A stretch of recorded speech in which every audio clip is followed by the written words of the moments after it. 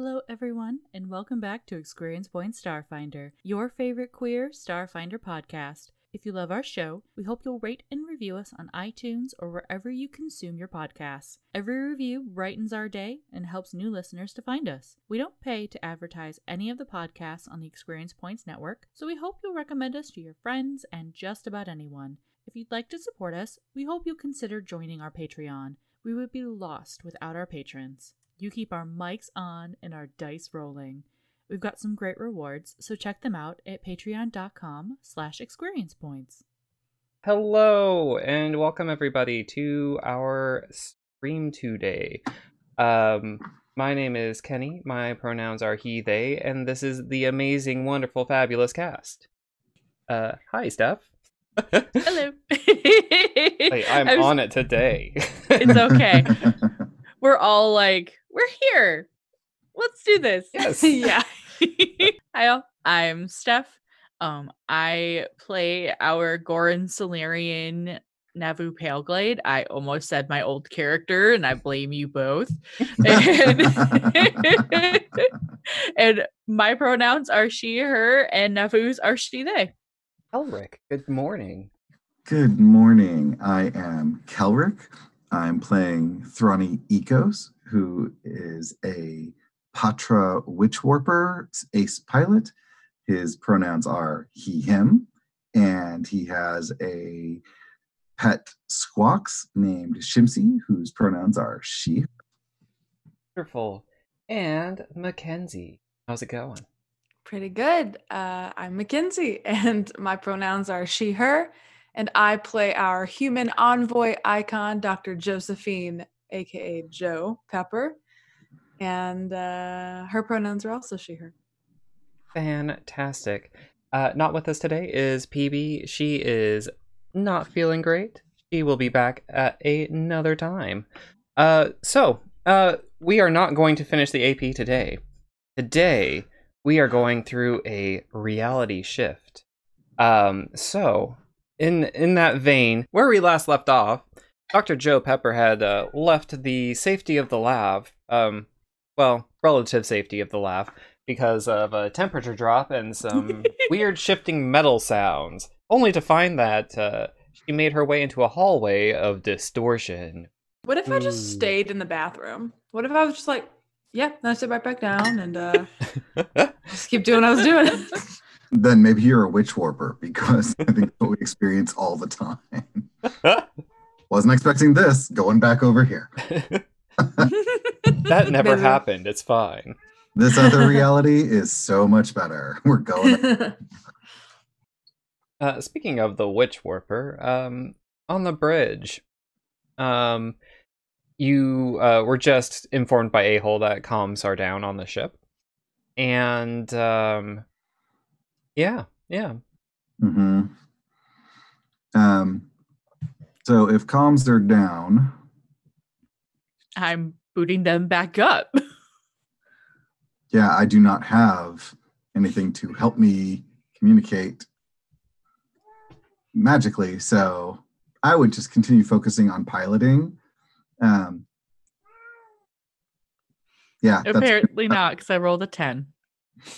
Awesome. So what happens is you go to the console to start trying to log into the system, and A-Hole kind of pops over your shoulder and says, nope, that's not gonna work either. No, yeah, nope, that's down too. Yeah, oh, nope, that's blocked. A-Hole, what are you doing? I'm just following the ones and zeros, babe. I like to think that that's Thrani's concentration sound, like it's but I'm going through and I'm just typing furiously, and without thinking, I'm just making it's like I'm talking to myself in my native. Just like and streamcasts are happening right now. Yes. Yeah, I mean that's basically what I like to think. That's the nice thing about having a Patra on board. You get serenaded every once in a while. You just get chirped at. You know, it's a thing. As long as he doesn't start yowling, it's all good. Yeah. So while that's happening over there, Ronnie, Mm-hmm. you start seeing distortion around your vision. Is this the distortion that I see all the time anyway? Or is it intensifying? Is it totally different? What are we talking about here? It's as if you're not able to block out the visions as well as you normally are able to.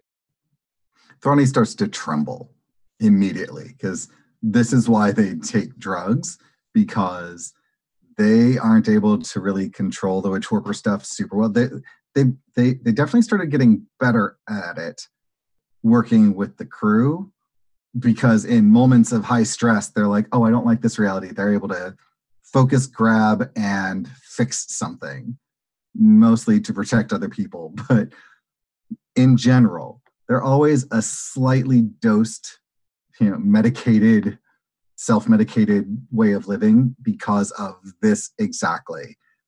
It's like, I need to focus on one reality at a time sometimes. Navu, did I miss a dose?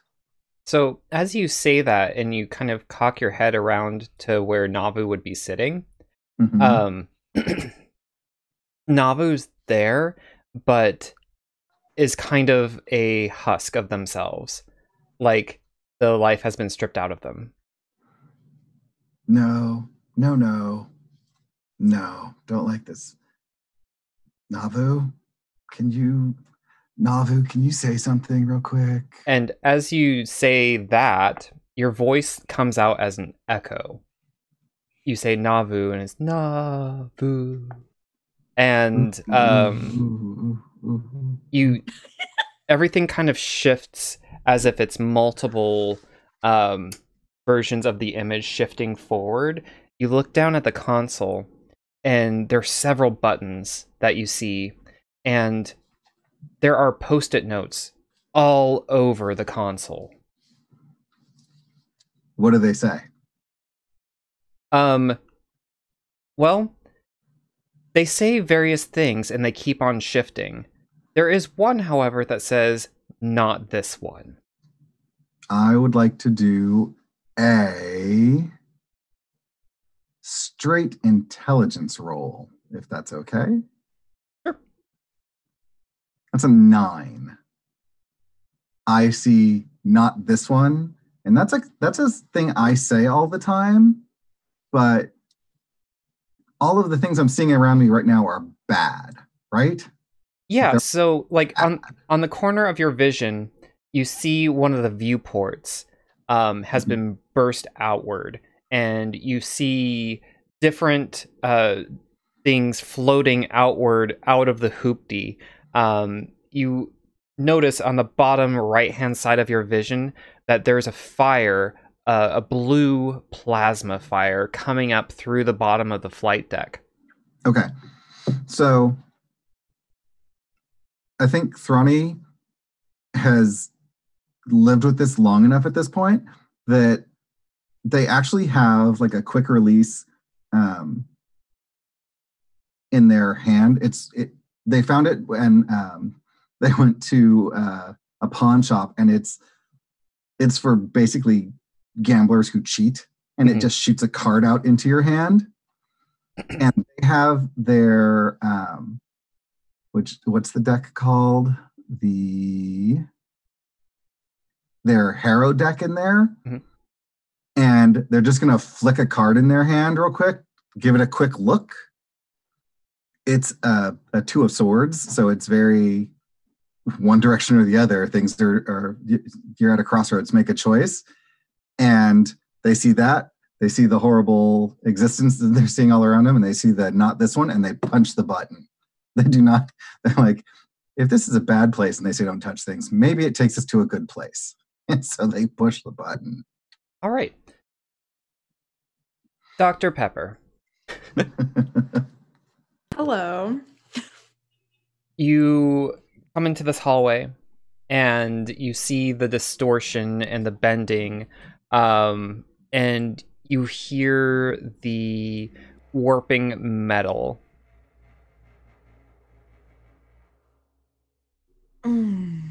Okay. So is the hallway? Can the hallway still be walked down? Yeah. Yeah, I guess and I assume that's the direction of where I assume they are. Yeah, it's definitely towards the flight deck. I'm gonna Dr. Joe's gonna look at this and she's gonna say, well, this is confusing. And she's just gonna close her eyes and walk down the hallway. Okay. So as you walk forward, close your eyes. So I can't see it. And if we can't see it, it's not happening. That's how it works. Exactly. Oh, it's a whole chapter in your book. Yeah, exactly. If you can't see it, it's not real. You close your eyes and the pressure lifts, and all of a sudden it feels like you're in this large studio. And as you walk, your steps start to echo a bit. And you know how when you close your eyes and the lights are on, you know that the lights are on? Mm-hmm. It does not feel like the lights are on any longer. I'll peek one eye open. You peek the eye open and you don't see anything in front of you. You don't feel like you're any longer on the Hooptie.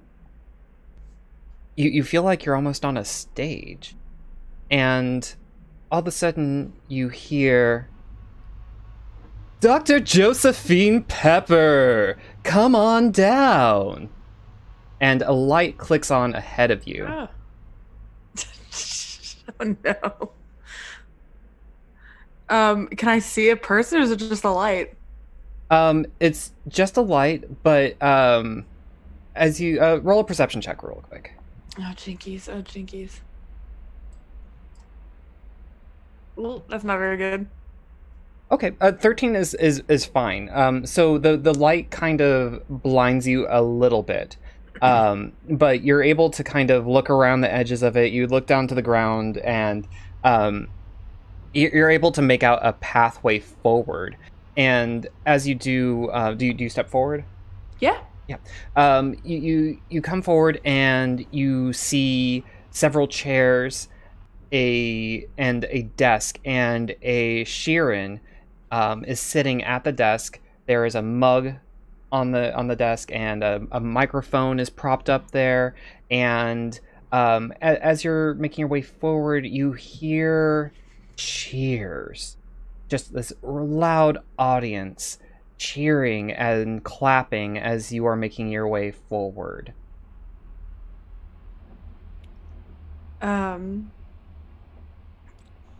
I as I hear that, I feel like I sort of just go, I'm dreaming. Great. And so I assume I'm in a dream, and I just sort of like keep going forward and yeah.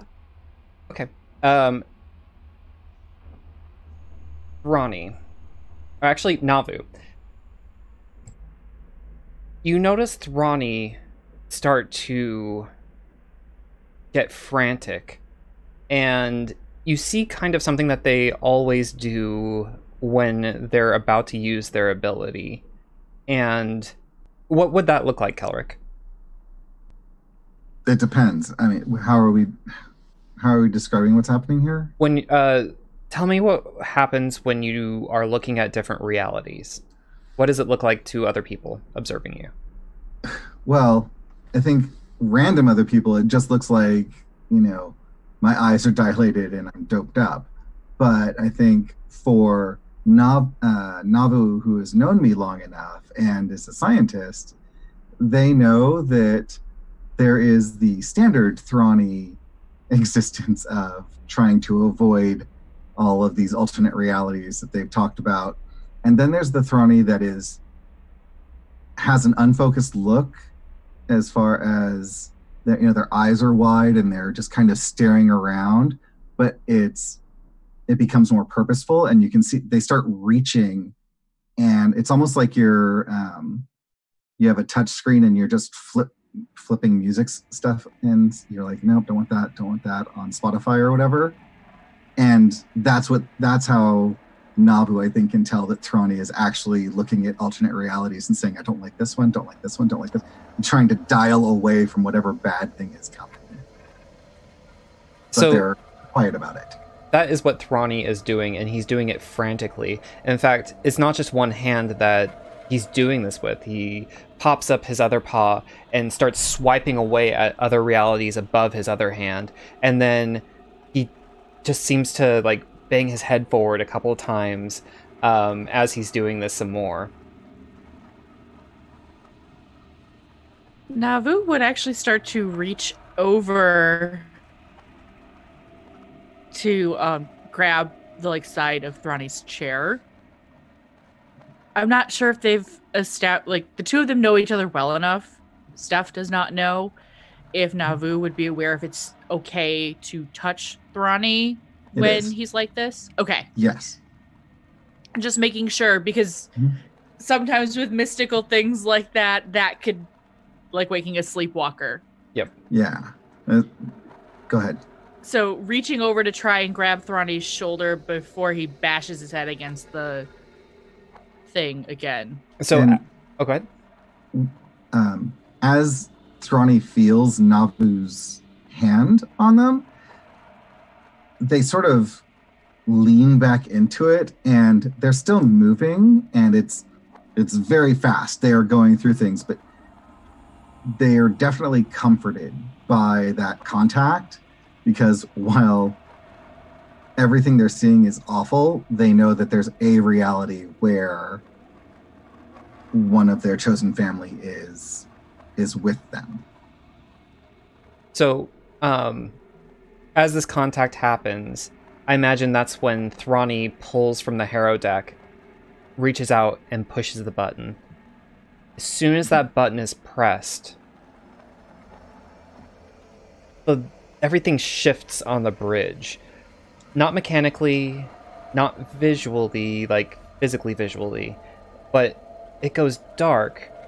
And Navu, in your chair, it swivels around, and you're on stage, and you see Dr. Joe Pepper walk out and look around and do the, nonchalant, all right, this is where I'm at now.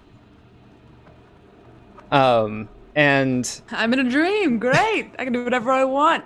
You kind of, you do, you hear her say that. And you also are aware that you're on stage as well. And you're in one of the chairs next to the desk with the Sheeran. Okay.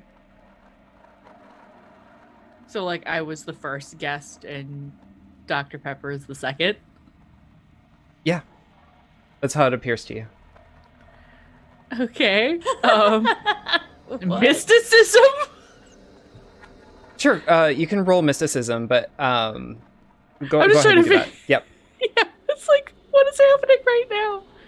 Oh, 15. Wonderful. With the 15, it's not any sort of magic that you've been exposed to before.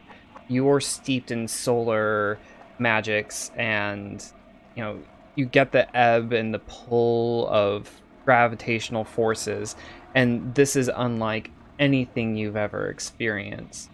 You get the sense that while this isn't your reality, this is very real.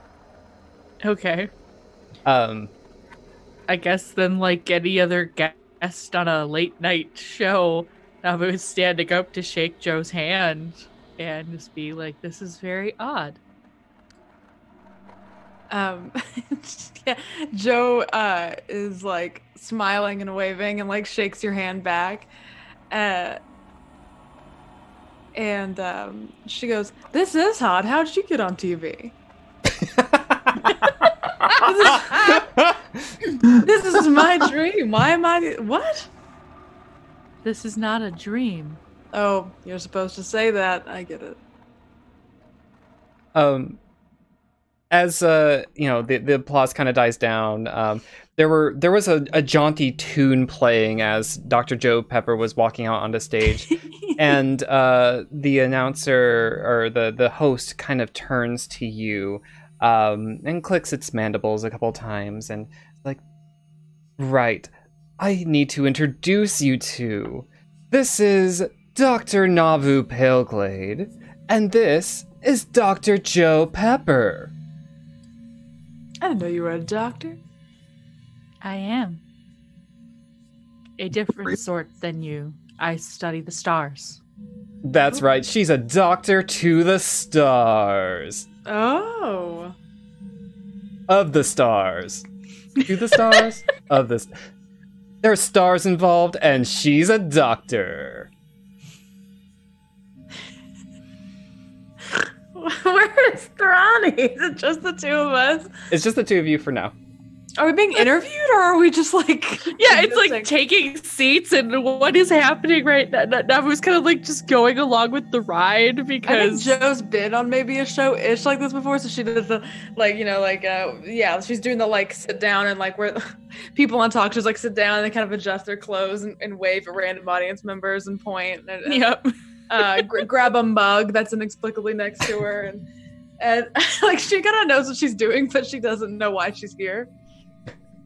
And so, yeah, as you both sit down, the announcer kind of turns and says, "Now, Dr. Joe, we were just having the most riveting conversation about gravitational forces, black holes, and time distortion. What's your thoughts?" My thoughts, they exist. Am I right? Well, see, that's not exactly my specialty, you know? I'm not much of the science-y kind of doctor. I'm more of a doctor that gets inside here, you know? You know but what? I believe in those things. I don't know. You have a book coming out, don't you? Who told you? Oh, it's all a Twitter on the infosphere. Well, it's you know, it's still an editing process, but it is coming out soon. Yes. What's the title? The title is something really good that I'm gonna think of right now. The title is The gravitational forces between people. I'm looking Gravity up pull for me to you. I'm looking at Dr. Phil book titles. Yes. Oh no, they're all so weird. Oh gosh. Oh no. They get they're weirder all so the weird. further you go. Yeah, there's a cookbook? Why does Dr. Phil have a cookbook? It's called, oh my gosh, my brain's melting out of my ears. It is called, Pepper Yourself, Pepper Your Life. Nice. Okay. Yes. That is amazing. Now, this will be a call-in show, because you are a doctor and you give advice. I do. Our first call is from a Bronthu named Samuel. Samuel, are you there? And you hear a psychic emanation. You're not quite sure how this is happening over a comms line, but it's happening nonetheless. And the voice of the Bronthu seems to be filling the auditorium, but also echoing in your head at the same time. Yeah, so I have this problem. I want a kid, but I can't really bud. I haven't budded ever. And I need help. Can you help me? Well, I don't know if I can help you, bud. I'm not that kind of doctor. But I can tell you that, you know, being a parent is more than just what comes off of your body. It's more than just budding, you know? Have you considered adoption or having a partner maybe who can bud? That gets so messy. I don't want a partner. Well, you could adopt, single adoption. There's plenty of kids in the galaxy that need homes. You're right. There are. Oh, that was quick. Wow.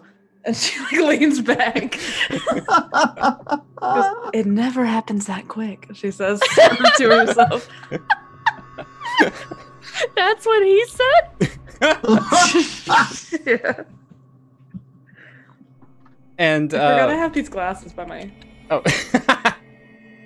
It's just... Nice. Lovely.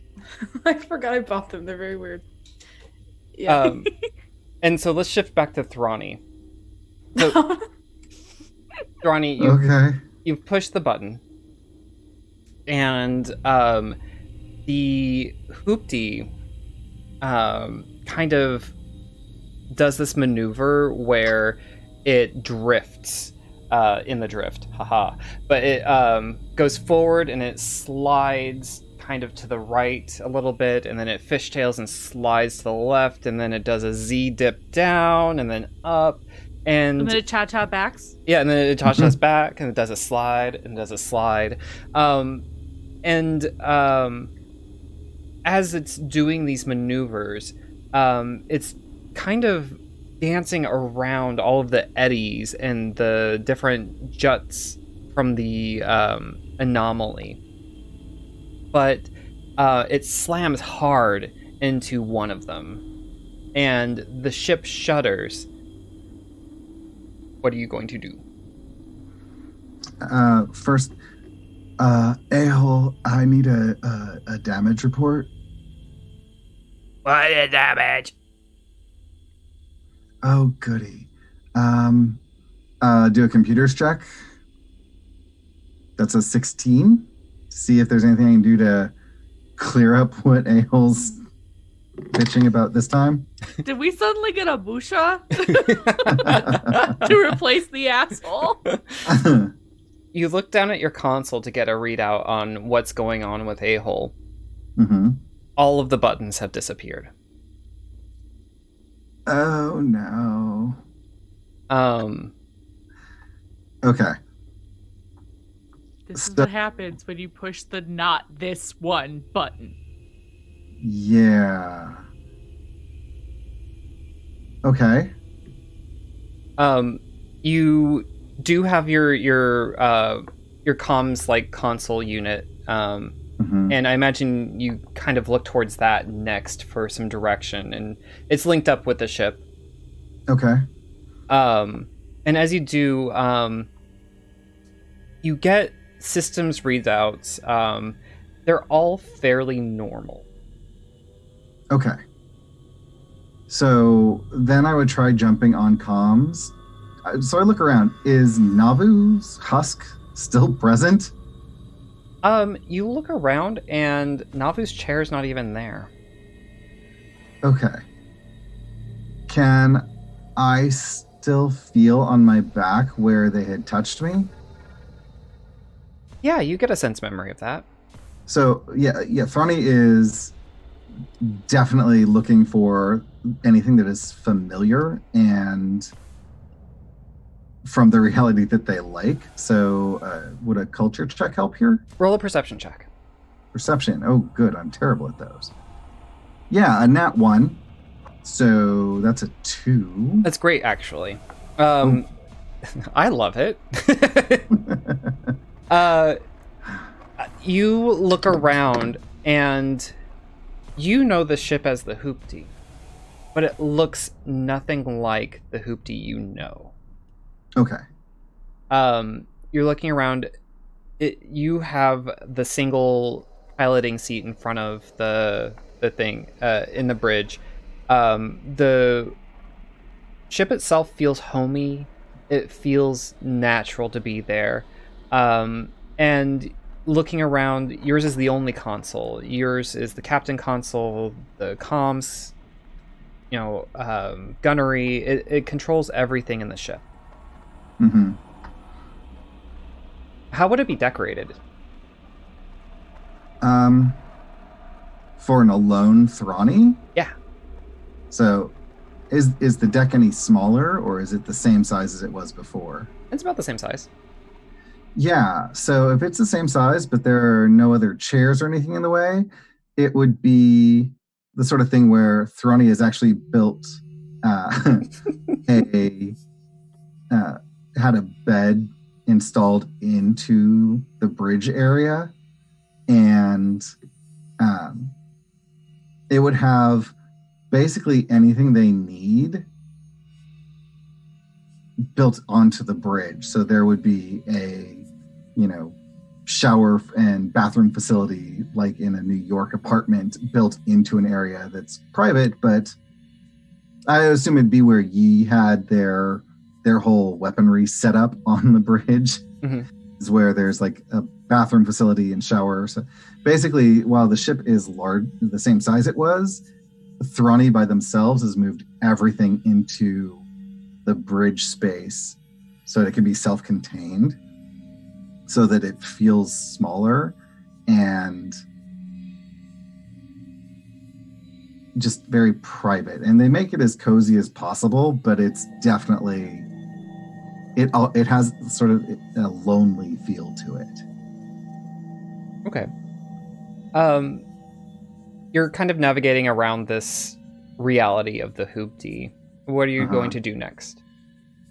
First thing I would do, if I don't see Navu there, is try and jump on the comms and reach out to Yi and see if I can reach Yi. Roll computers. Okay.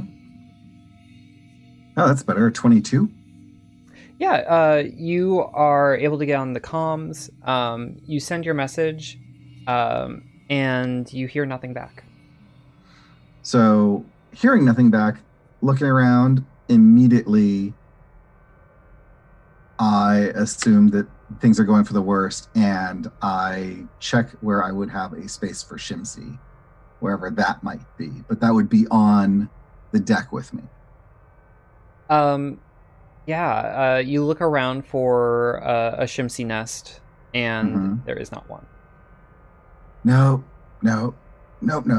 And frantically start channeling all of my attention. And I don't have anything in mysticism yet, but it is a class skill.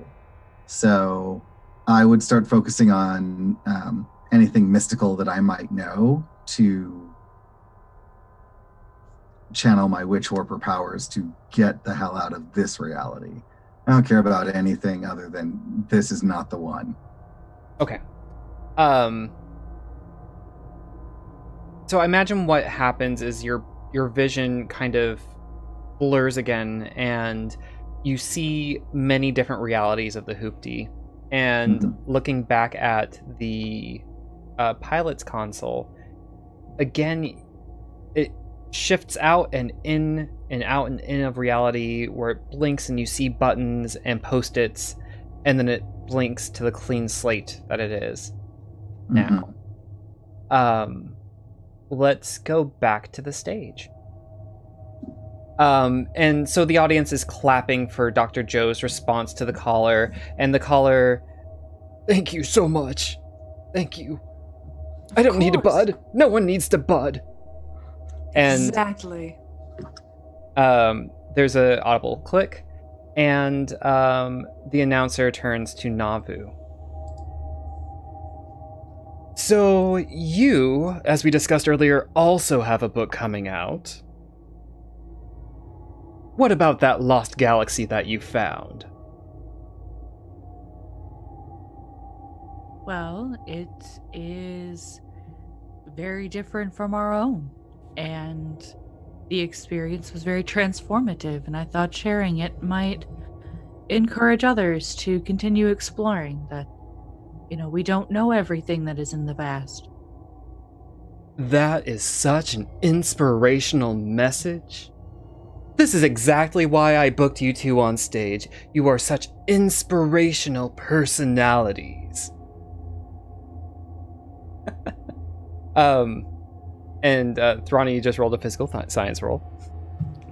I was checking to see that it says class skill, but I don't have any points in it to see how it would come up. So still Okay. untrained. No worries. level.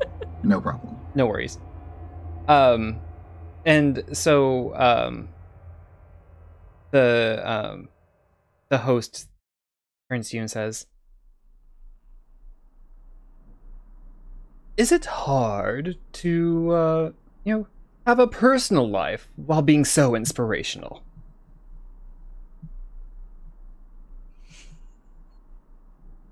Sorry. I was like, that is the weirdest way to phrase a question. That's me. That's Kenny. No, it's fine, Kenny.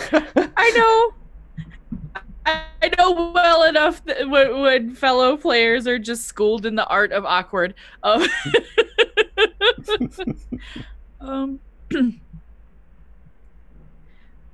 Honestly, my life is my work, and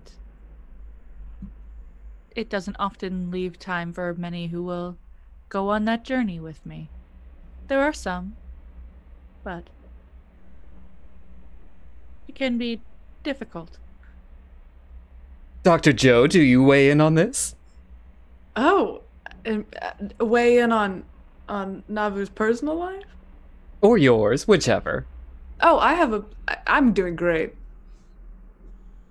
I like to keep my my relationship hush hush. I don't like to kiss and tell, but I do pretty well for myself. I remain happy in the way I seek it.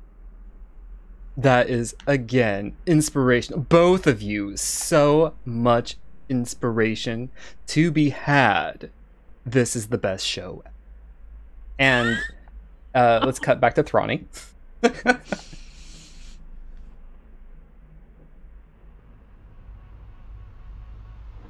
What is Thrani doing now that they see the flickering? So, yeah, Thrani is going to start focusing all of their Witch Warper ability on finding a reality that has the Post-it notes and just trying to find one that makes some sense, that they feel brings them closer to the reality they were in. And, I mean, I think typically that'd be a mysticism check, but I'm untrained in mysticism, so I don't know what to use. Sense motive on the universe? I don't know. I'll Maybe a straight whiz? yeah, do wisdom. Oh, goody. Wow. That's a sense motive check. No, Sure. no, my whiz is 10. Yeah, so- you can sense motive on the universe. Yeah, 9. No, that's fine. You were able to hold on to threads of that reality with the Post-it notes, and as you look down at the console, the Post-it note with not this one is underlined now in bold with a couple more exclamation points in your writing. Okay, this time I will choose to listen to the not this one, because I think what I'm saying to myself is this one takes you to the reality you don't want. Don't click this button because it takes you where you don't want to go. Don't do it. Don't do it. I will listen. It's the underlining that really makes that clear. I wish I'd put that in the first place. Would have saved us a bunch of trouble. As you are focusing on this reality, A-Hole's voice pops on.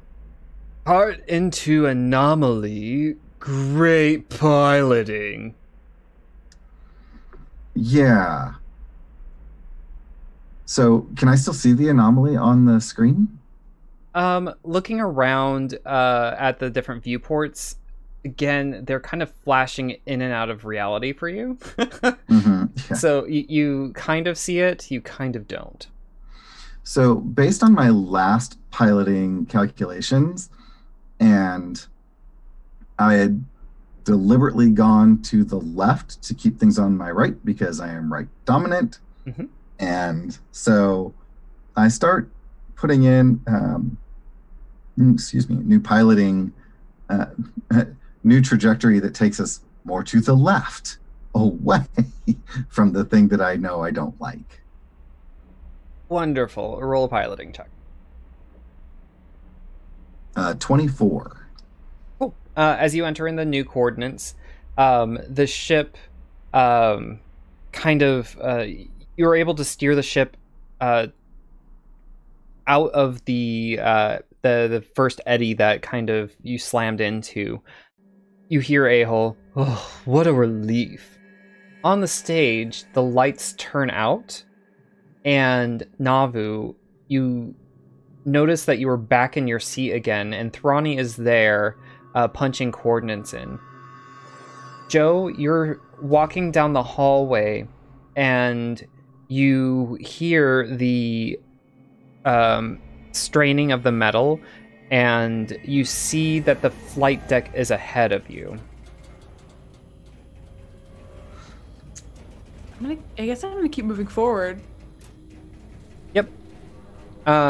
You do keep on moving forward. Thrani, you look down, and there are several buttons that have post-its on them, and there are post-its that say, perhaps, maybe, this could work. I think I would press those in that order, actually. I would, like, when you're playing the piano, like, I would say I have an octave stretch, and maybe the buttons are all within that. So I just, like you're hitting piano keys. It's like 1, 2, 3. Let's do this. All right. You hit those buttons. Navu, your chair swivels around, and you're in an observatory on a space station platform. All right. Roll a perception check. Perception is a thing that I do. 18. Yes, it is. You hear the scuttle of other people aboard. There are scientists kind of just murmuring and exclaiming to themselves, "Oh, this is amazing. I am so honored to be working with Navu." And just different really complimentary things, and different gasps about what you are studying currently. You look up from the console that you're in, and you see this beautiful lavender and pink anomaly in space. And it looks almost like a blooming flower.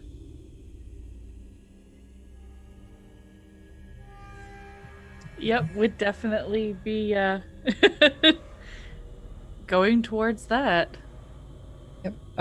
So you are able to kind of push forward and take readings. As you're doing this, Joe, you keep on walking forward, and all of a sudden you're on the bridge of this research station as well.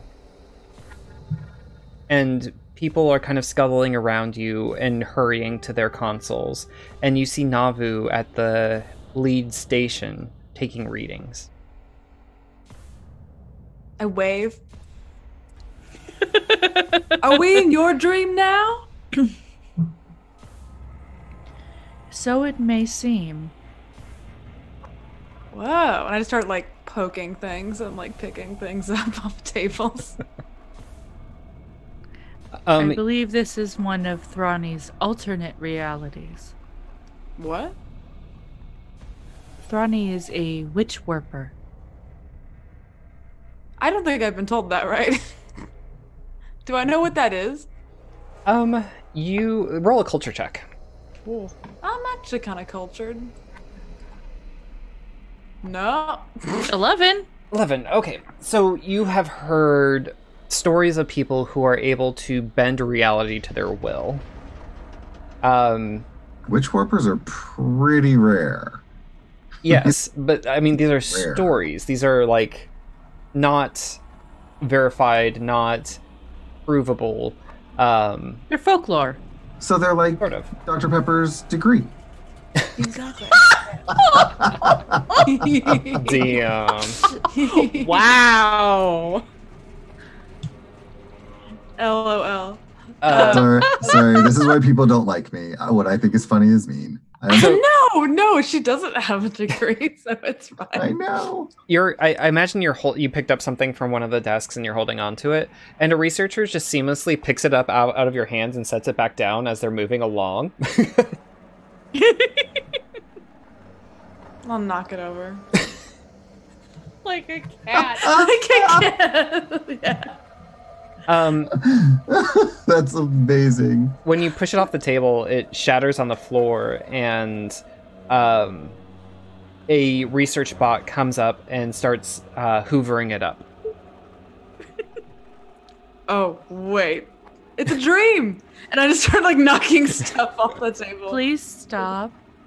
Look at what it's doing though. That's so funny.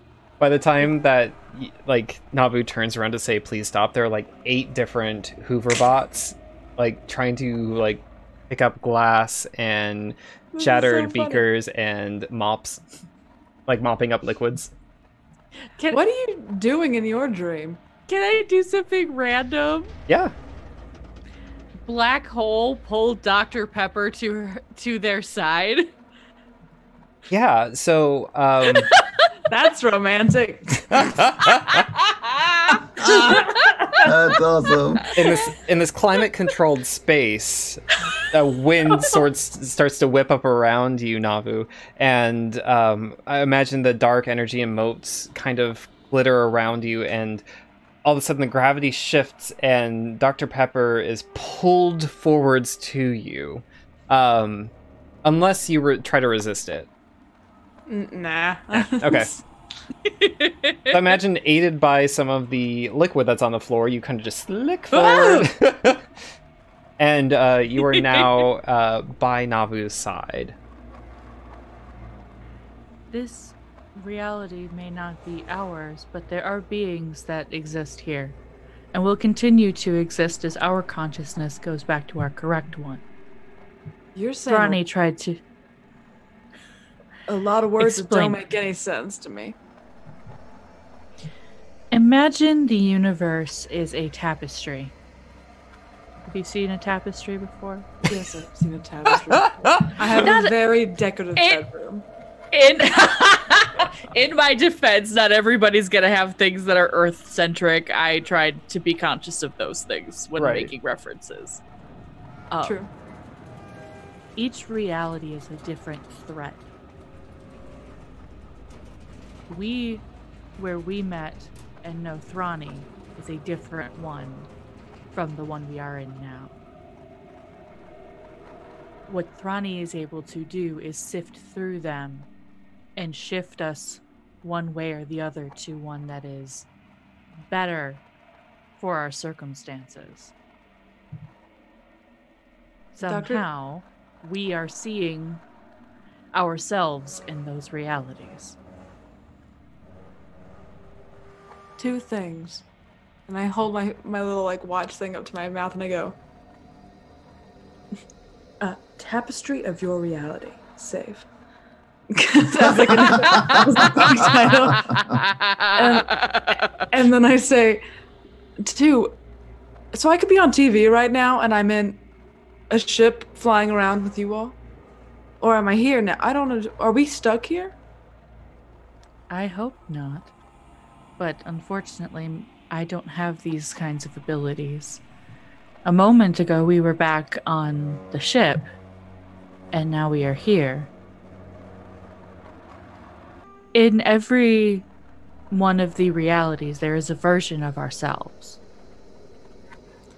So there's another me here? Well, you are that you. Oh, damn. For some reason, the consciousness that we know as ourselves are here with this reality's version of ourselves. So what you're saying is we're here until Thrani decides we're not. Well, the ship was headed into a space anomaly that... What? You were flying to when did that happen? I was in the bathroom and then we fly to a space anomaly? We were trying to avoid it, and then systems began crashing as I tried to tell you and Yi what was happening. And then this began. Wow. That's pretty cool for you. Running a whole lab by yourself. Yes, it is different and, where I would see myself. But why aren't you doing this in our normal reality? I made a choice to go with Yi and Major Tom and Thrani on our ship. Do you ever regret it? There are moments, but that is life, is it not? You make a choice, and occasionally you grieve for the options you did not choose. I don't believe those options ever go away. Not really. That is true. I was able to do quite a bit of this type of research when we were on the far portal. I believe that if you want this to happen, it still can. Nothing's permanent. As you were saying this, your console lights up, and you see kind of an alert about the anomaly that you're observing. You look up, and it's shifting colors, and the anomaly seems to be blooming more. Like getting bigger? Yeah, it seems to be opening like a flower would. From a point in space, like think of a flower without a stem, and it's blooming from all directions. All right.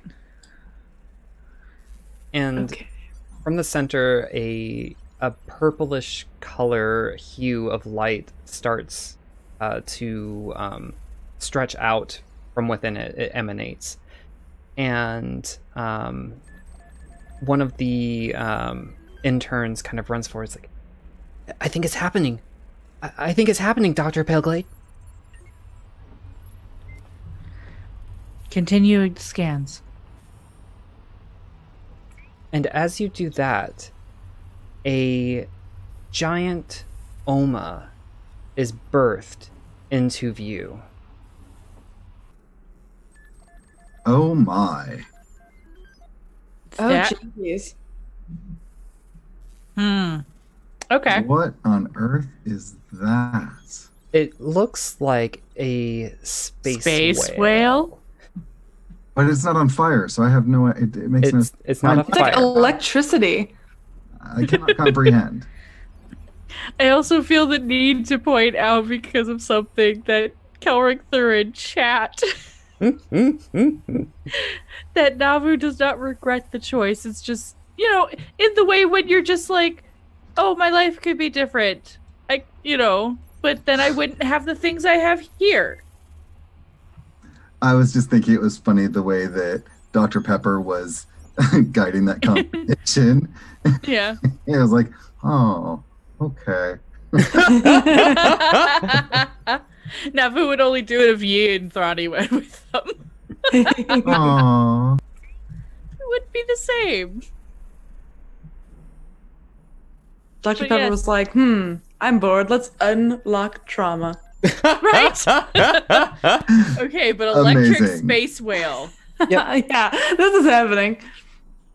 Yep. So, the intern next, that is so majestic. You are the first person to have discovered the origins of the Oma. Hard work. But we've done it. And let's shift back to Thrani. Okay. So that didn't seem to work. What else can I do? Okay. No, that's not the right array.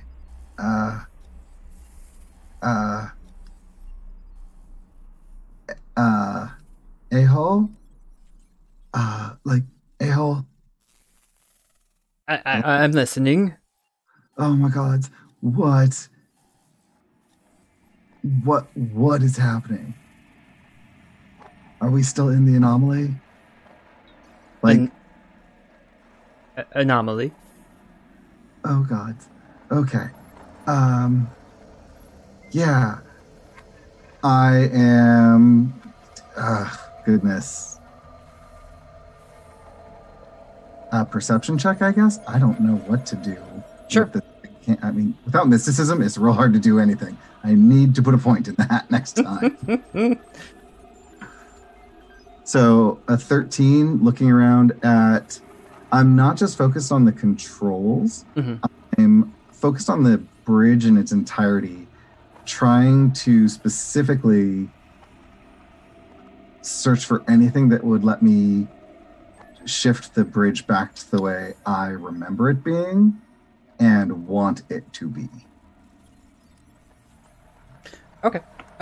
So you're looking around, and you, again, the realities are not static. They're constantly shifting around and you see the Hooptie in various states of repair, and pristine to demolished, and sometimes both at the same time. The only thing that is constant is the panel of buttons. Okay, so if the buttons are the constant, then a-hole, how many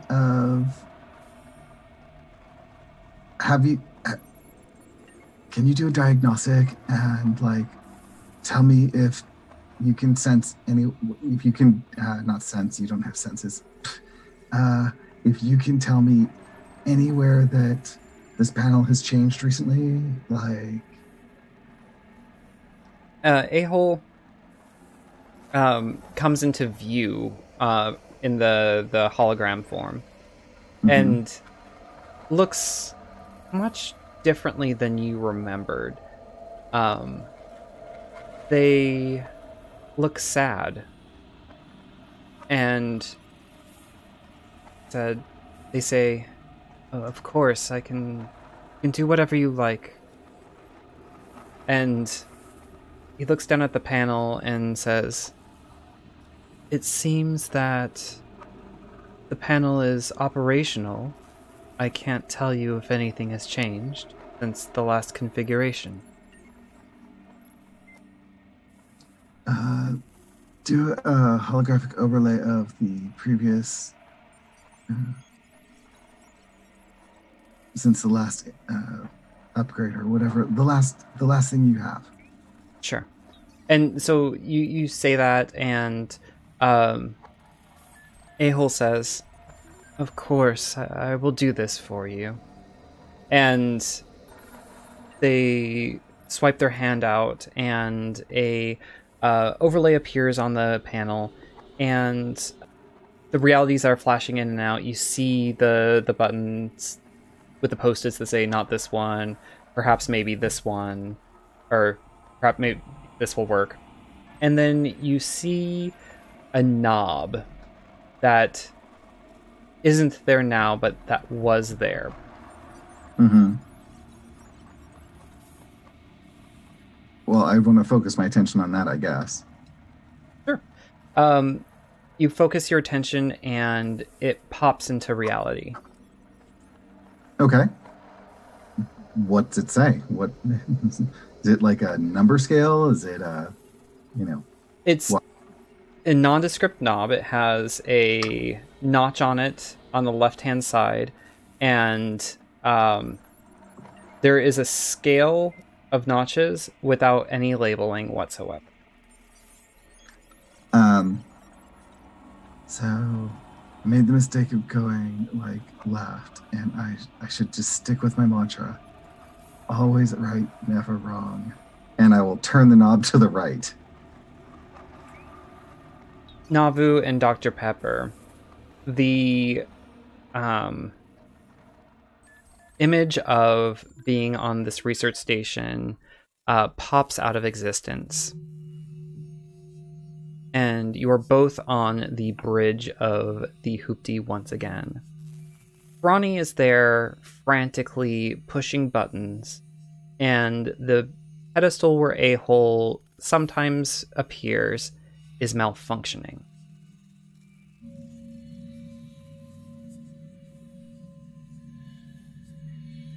Navu is going to reach over, kind of like how all this started, and put their hand on Thrani's shoulder.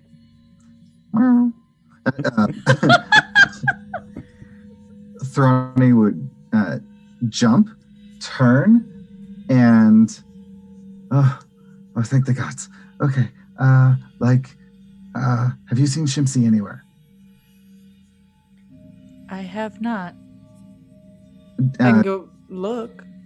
Oh, good, Doctor, you're here. Yes, see if you can find her on the bridge. And can I see the anomaly now? Yes, the anomaly is, you're still somewhat skimming into it, heading towards the left now. But yeah, I'm gonna... Rotating the dial kind of changed your yaw, and the ship is kind of angled away from it, and the tail section of the ship is in the anomaly, where engineering is. Can I raise ye on comms? You can try. Well, yeah, that's exactly what I want to do. Is it a computers check? What do I do? Yeah, you can do computers, or you can just, send a message. What would you say? Okay. Ye, I need you to check in, now. I think one of your guns have been disappearing from the bridge. I think we found them all. You hear an unbridledly happy Yi saying, "Guns! Guns everywhere!" Oh, boy. Yeah, I want to use the computers to pull up a view into engineering. You do so, and you see Yi sitting at one of the consoles in engineering. Okay, but no guns or anything? Nope. What's the look on Yi's face look like? Blissful. Okay, we can recreate this with drugs. And I'm going to gun it. I want to use my piloting to try and get us the hell out of here. Sure. Roll piloting. That's going to be a 26. That is wonderful. You are able to steer the ship out from the anomaly. Once you do this, A-hole kind of pops back on. Your actions are just making me sick. Navu reaches over and mutes A-hole. Love it. I was like, do you need an antivirus? I'll defrag him in a moment. Throw a little emotional, and I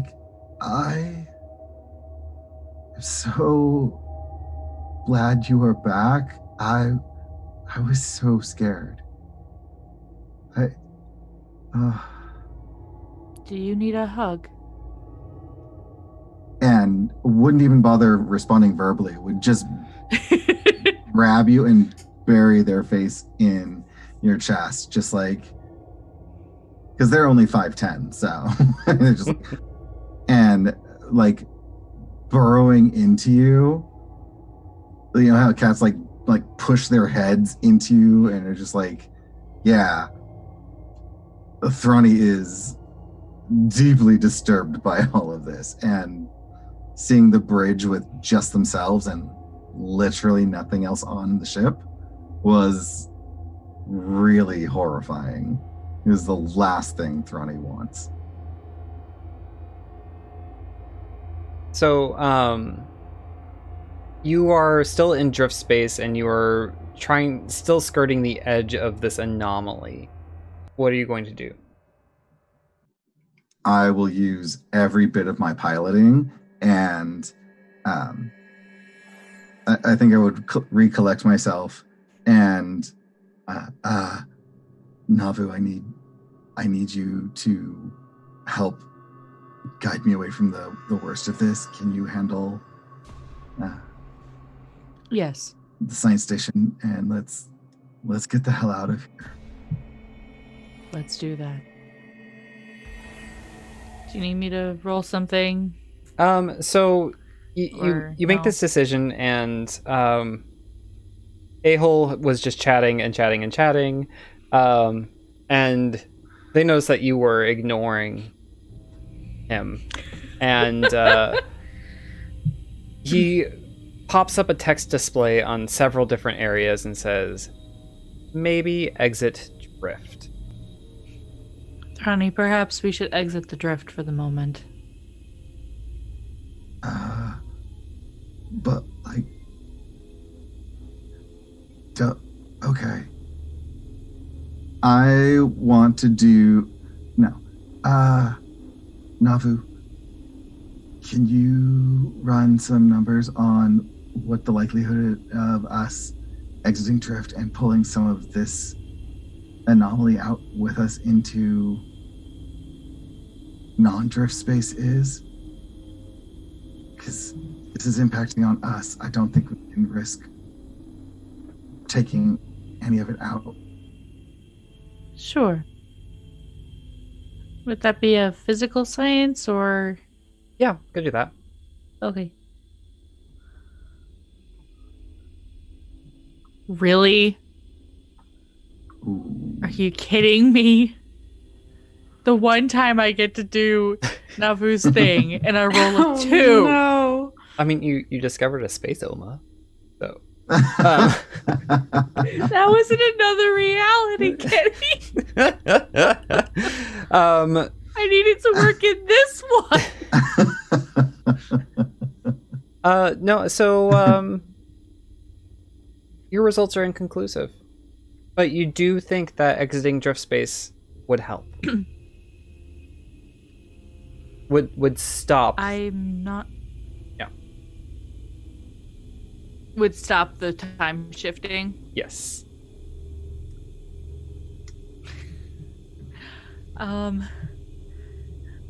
While I'm not positive, I know it would save us from continuing to fluctuate through different planes.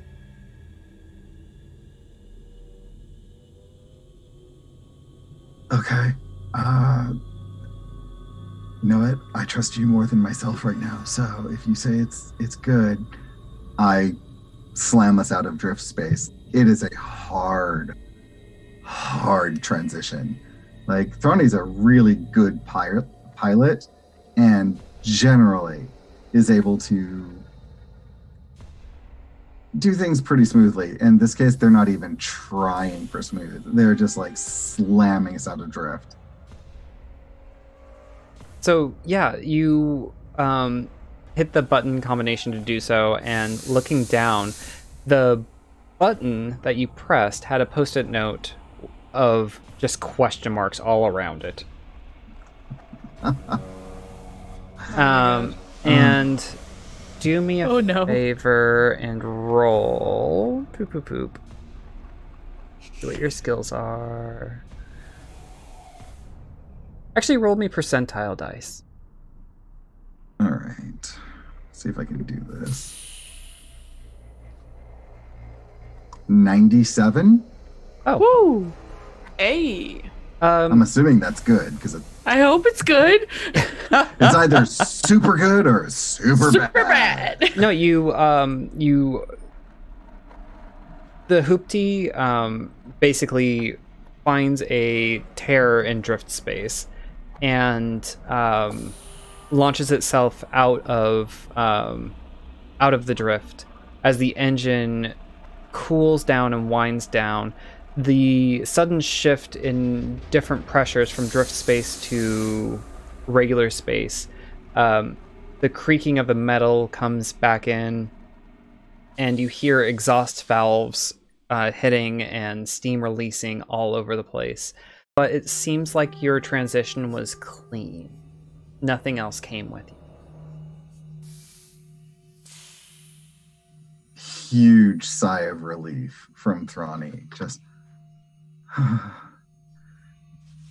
and they just kind of slump in their chair, and they're just staring at the buttons, and they're just like, Dr. Pepper, did you find Shimsy? Was I able to go look for Shimsy? Yeah, you turned around, and Shimsy actually has a little nest that hangs up in the corner of the bridge, and you poke your head in, and they were just curled up in a little Shimsy ball, and I think they look up and they look at you and they go. I offer my hands. They put their head back down. Okay, well, let's unpack this. Let's get control. Would you like to come with me, Shimsy? Shimsy kind of yawns, does a little stretch thing, and then turns their back to you. Oh, wow. I'm not used to being rejected. Shimsy? Especially by a female. I know, right? Shimsy, I think, let's become better friends. Let's get to know each other a little bit.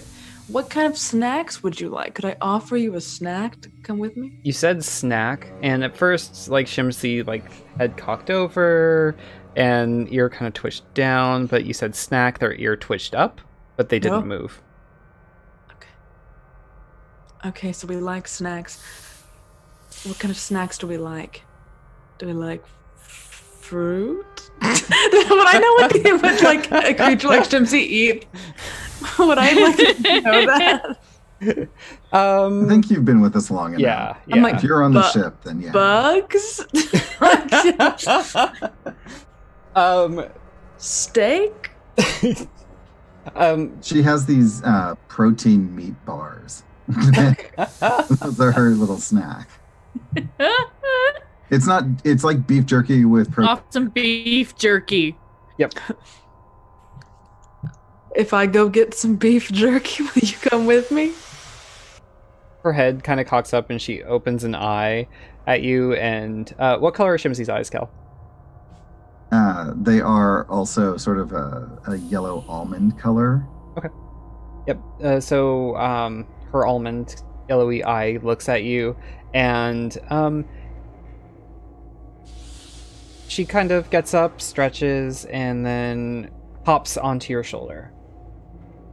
All right. Well, I think Thrani very much wants to see you. So, thank you. But she looks at you, like, imploringly. We're gonna get beef jerky, I know. She skitters down and then comes and jumps onto Thrani's shoulder. And then, like, nuzzles in. And I'll find beef jerky, I guess. Well, I always have it on me because of Shimsy. So I have, like, where most people would keep pens in their pockets, I have beef jerky sticks, the meat bars. Mm-hmm. And pull one out and hand it to Shimsy. Shimsy grabs it from you, jumps off your shoulder, then back onto Joe's shoulder, and is, like, munching.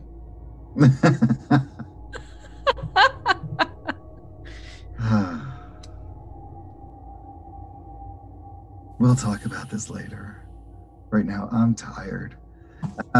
So I'll keep us out of drift space and pilot us. Is there anything nearby? Yeah, you're not far from Absalom Station, and you can definitely pilot your way there. I'm going to round out this adventure. So you've made it through the dream space anomaly. Congratulations. Huh, did not like that. There was a reality where one of the buttons you pressed ejected a hole out of the ship.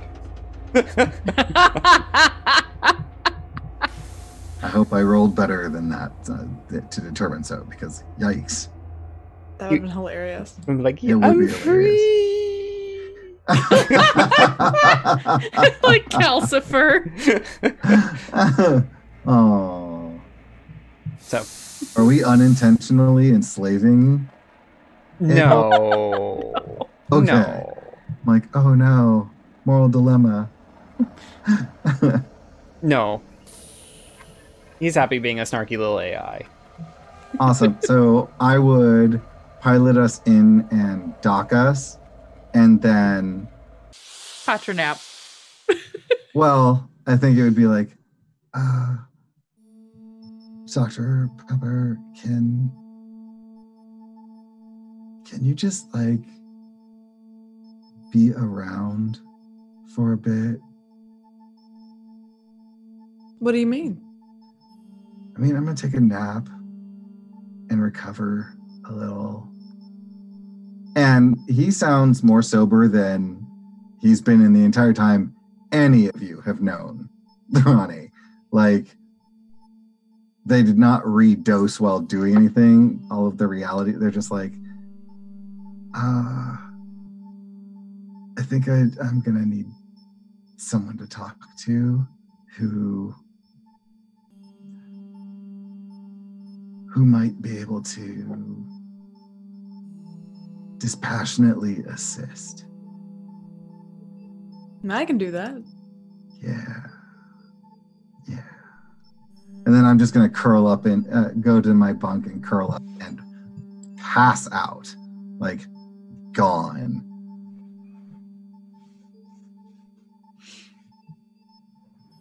Awesome. Any closing thoughts from anyone else? That was an interesting kind of like thought experiment. Yep. I mean that. This is what happens when Kenny has only a few hours to plan. No, I thought it was cool. Hey, it was fun. No, it really was. Like, I learned things I didn't know about my character, and Me too, yeah. That was cool. Yeah. I love these kinds of character exploration and world building moments. So Yeah, it was like a nice RP session. yeah. Well, thank you all for tuning in and watching. If you are listening to this on the pod, thank you so much for taking your time and listening. Let's go ahead and roll out. So let's start in reverse order. Mackenzie, where can we find you? What are you doing? Who are you? I don't even know that. I am at Mackenzie Wilkes on Twitter, and you can find me doing things on there. I am about to be starting a podcast with my partner, my wife, the love of my life, called Dungeon Wives. We're at Dungeon Wives. I also do a podcast called Dungeons, Dice, and Everything Nice that you can find as well. I'm also on a show called Rise of the Demigods. We're on a bit of a hiatus right now. So I'm not there as much, but that's sort of what I'm doing. Awesome. That sounds great. And follow at EQ Points. We will be retweeting all sorts of links to things. And Kelric, where can we find you? Who are you? What are you doing? So I'm Kelric. I can be found on Twitter at Cormallon. That's CORMALLON. And I also monitor the EQ Points Twitter account. I am on here. I produce this show. I do the same for Cumanera, where I'm the narrator with Kenny and other fantastic people. I think all of the other shows I'm on are on hiatus at this point. And so I'm not sure with the holidays and all, I'm not sure what our schedule is going to be. So the only other thing of note is I am absolutely, hands down, desperate to find a Humblewood game to play in. So if literally anyone hears this and wants to play Humblewood, let me know, because I have like 15 character ideas, one of them being a hedgehog, and I'm super excited about all of them. So that sounds great. All right. And Steph, who are you? Where can we find you? What are you doing? Oh gosh, so many things. You can find me on Twitter at Steph_Bard. When I am not here every other week, I just launched a new podcast with one of my friends called Film Fatales. We just released our first episode. It's the time we're streaming on the 11th. Nice. And it was about the 1999 film The Mummy. We've got another episode set to come out in 2 weeks. And if you are watching live, I will be streaming with Little Red Dot tomorrow afternoon on Sunday the 15th in a Sunday Funday game. So that's going to be fun. Nice. The details of that have not quite been released yet, or they may have gone up while we were streaming. But I will be playing a goblin. It's going to be fun. If you're listening to this on the pod, I will be linking, I'm sure, when the VOD hits YouTube. That sounds like a lot of fun. Yeah. Thanks, I'm Steph. excited. Yeah. My name is Kenny. You can find me on Twitter at PunderDrone. I retweet a lot. Sometimes I live tweet. I am learning that precious skill that Steph has mastered and is the complete winner of.